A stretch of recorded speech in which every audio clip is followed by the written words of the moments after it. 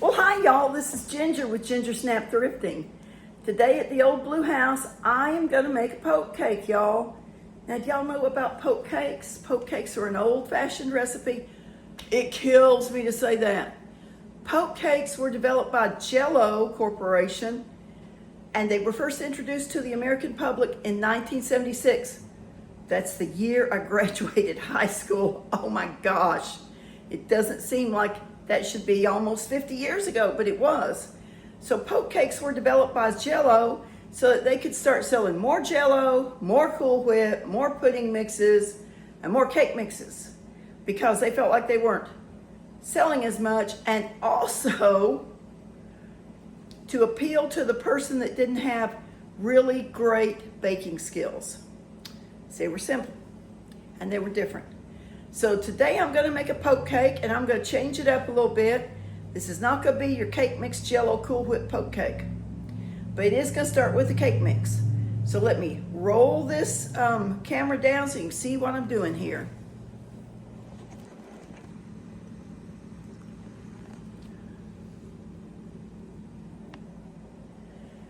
All right, I've got my old Pyrex mixing bowl, my vintage Pyrex mixing bowl that I thrifted. I've got my Sears and Roebuck portable hand mixer that I also thrifted.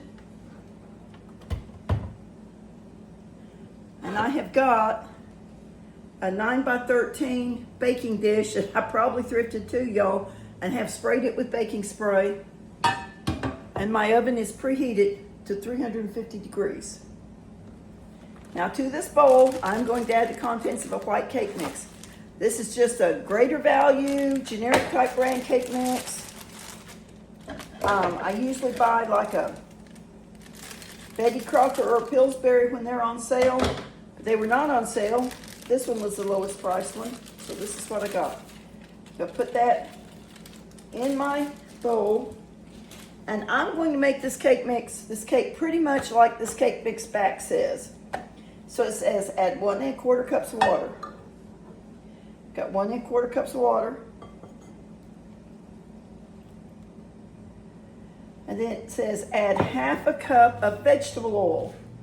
Well, y'all, I have got 1 stick of melted butter because butter makes everything better, doesn't it? Do y'all think butter makes everything better? I think it does.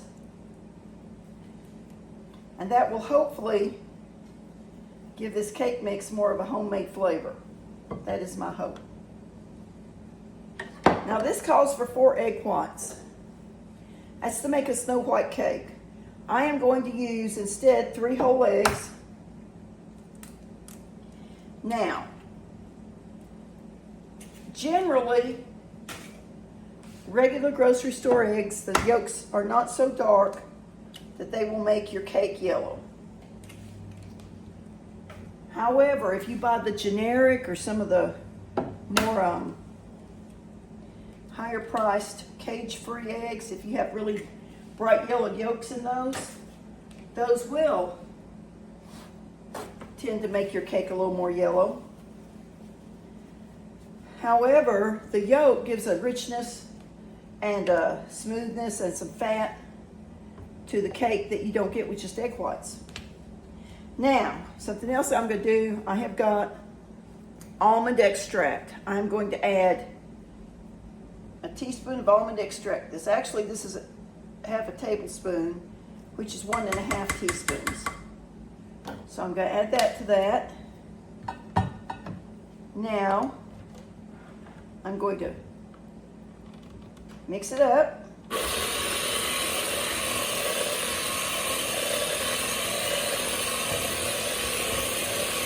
I'm starting it real slow because I don't want all my cake mix powder to turn into a big cloud and coat everything.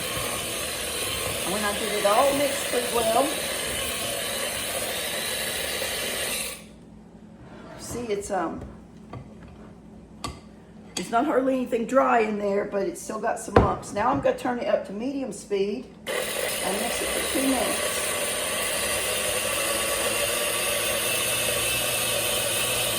Well, okay, mix that for 2 minutes. And got a real smooth batter here.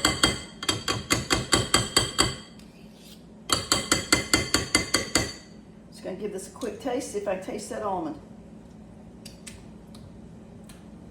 And I do.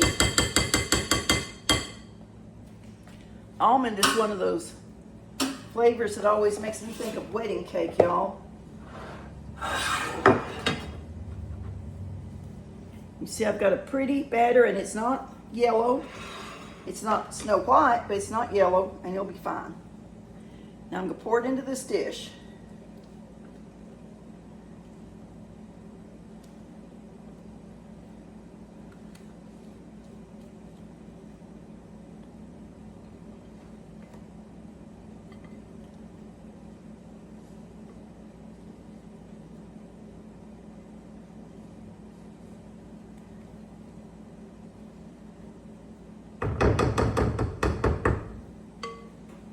I like to make sure I get all the batter out, because who can afford to waste food these days, right?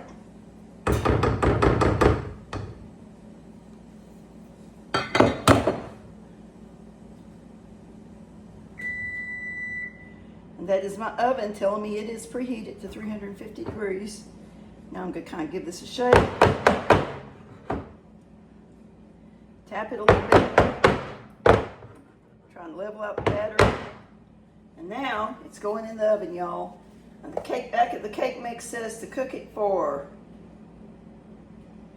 34 to 36 minutes. So I'm going to set a timer at 30 minutes, and I'm going to check it because I don't want it to dry out.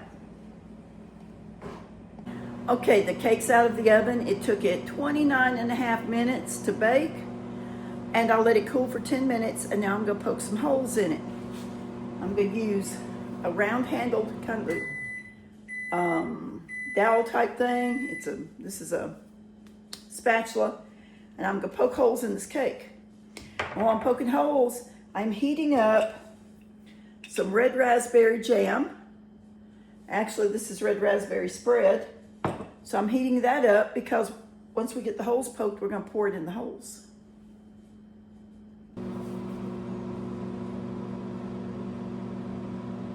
Well, this is not poking holes, so let me get something smaller.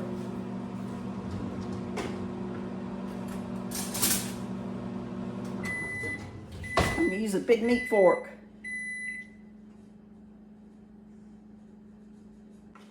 Well, my jam wasn't, my fruit spread wasn't as thin as I felt it needed to be. So I added a 1/4 cup water and 2 big tablespoons of sugar, and heated it up until everything dissolved real good. And so now I think I've got it. So I'm just going to drizzle this over the cake. And let it seep down into all those little holes.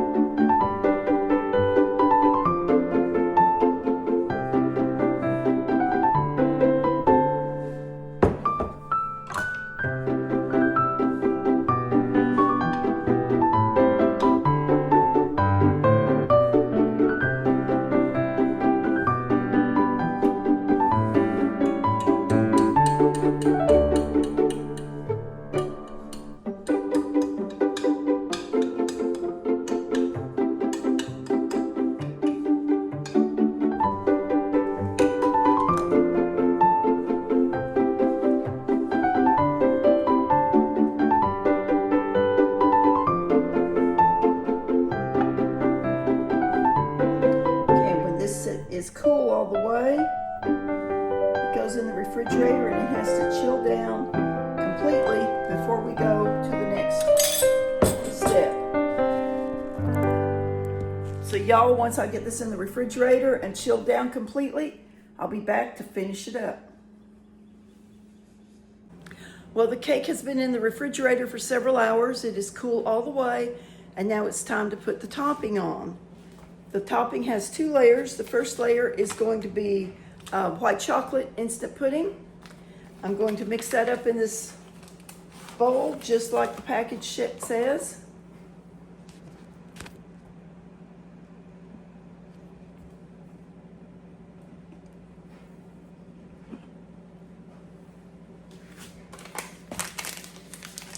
Here's my pudding mix.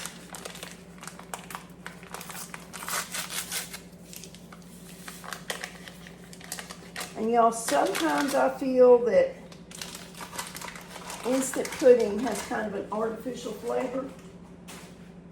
So I have read that adding a pinch of salt and just a little bit of a different flavoring can help. So here's my pinch of salt. Here's my milk.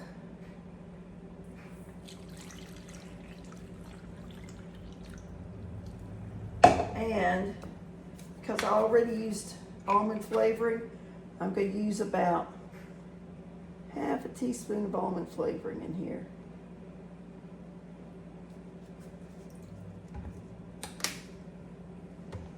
Okay, and I'm going to mix it up.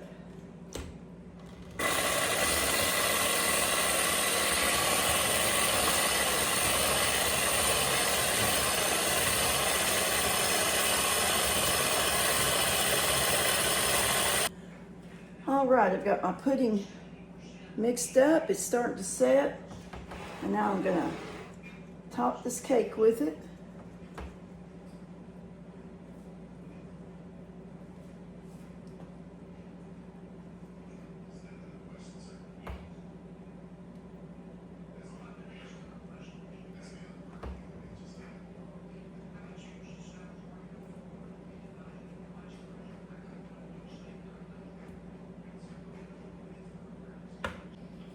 Get the corners all covered up. Now,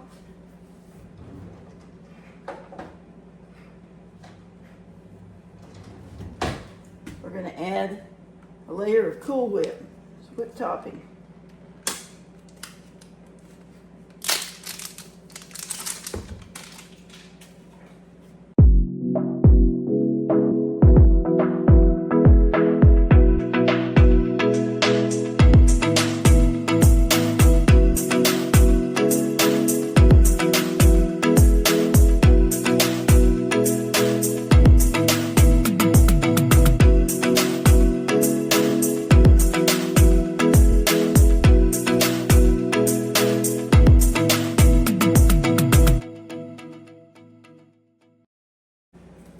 Okay, now that that's done, just to pretty it up a little bit, I'm going to sprinkle it with some little pink icing sugar.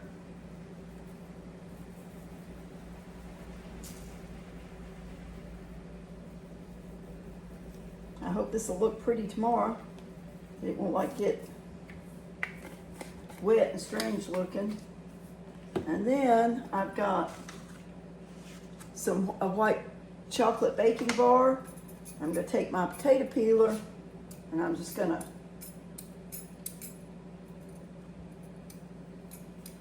make some little chocolate shavings to go on top of it.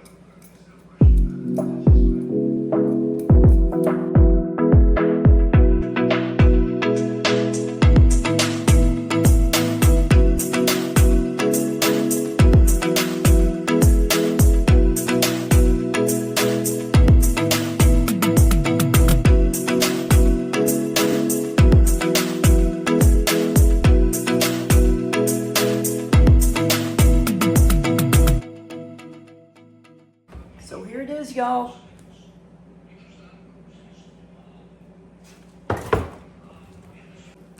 Well, all right, I'm gonna put the cake in the refrigerator overnight to chill, and we will cut it tomorrow, and we will see how this turned out.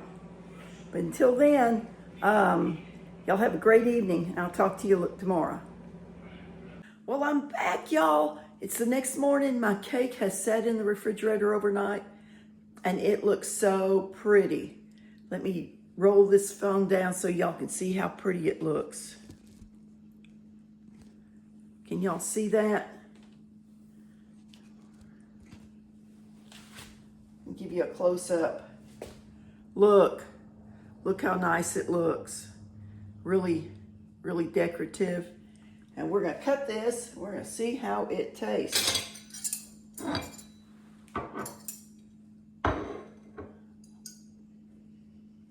So let's see.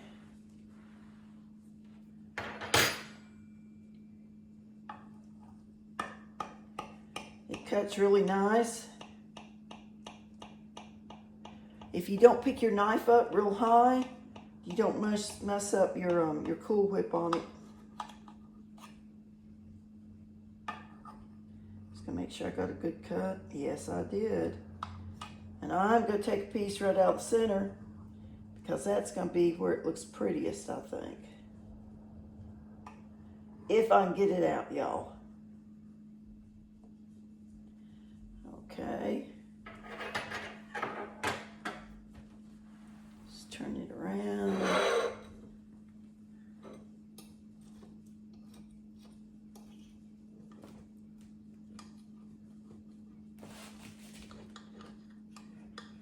That first piece is always tricky to get out, isn't it?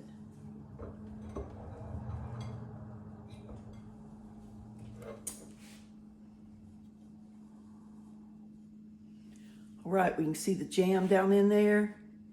Y'all see it? I maybe could have gone a little bit deeper with my holes. You don't want to go all the way to the bottom.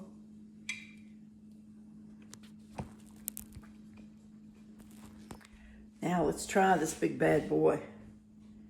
Oh, looks delicious.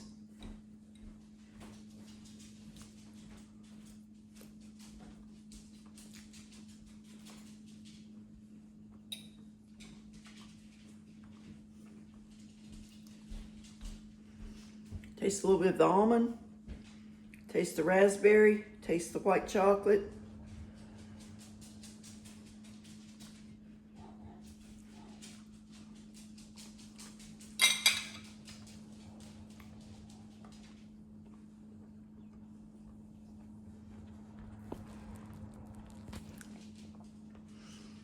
Y'all, this is a winner.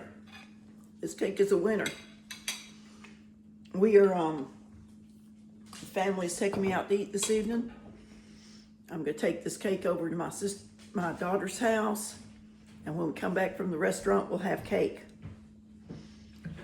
This recipe, I'm not sure where it came from, y'all, but I took it off my sister-in-law's YouTube channel, In the Kitchen with Tally Faye.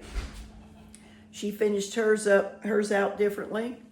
I tweaked mine a little bit with the salt and with the almond extract, and she topped hers differently than what I topped mine. If y'all don't like raspberry, you can use any flavored jam in this cake. Just remember that if you get the fruit preserves, you have to add a little hot water and sugar to make it more jammy, because the preserves don't really melt. It's really tasty, y'all. I really like it. Y'all can make this. This would be a great Mother's Day cake for tomorrow. Super easy. Use a cake mix or use a basic white cake recipe. And then just your favorite jam, pudding, and Cool Whip, y'all. And then just pretty it up with some sparkly sugar or chocolate shavings or whatever. Y'all could you do a chocolate cake with strawberry preserves, or if you like Black Forest, if you can find cherry preserves, that would be tasty. If you're a citrus lover, you could use orange marmalade in it. Just whatever you love. Well, y'all, I thank you so much for watching. There will not be a thrift video this week because it's Mother's Day weekend and I'm spending time with the family and just enjoying being a mom and a Nina and an auntie and all the things I am. Thank you so much for your support. If you're not a subscriber and you enjoyed this video, I invite you to subscribe, ring the bell so you get notified when I have another video. I have so many plans coming up for videos. Y'all, I found a recipe in an old cookbook for a sour cream apple pie that just sounds delicious. I'm gonna be working on that. We've got some upcycles. We've got some garden decoration. We've got thrifting, y'all. Lots and lots of thrifting because it's spring. Well, until we meet again, let me remind you to bloom where you're planted. Show other people some kindness. When you bless others, God will bless you in return. This is Ginger with Ginger Snap Thrifting.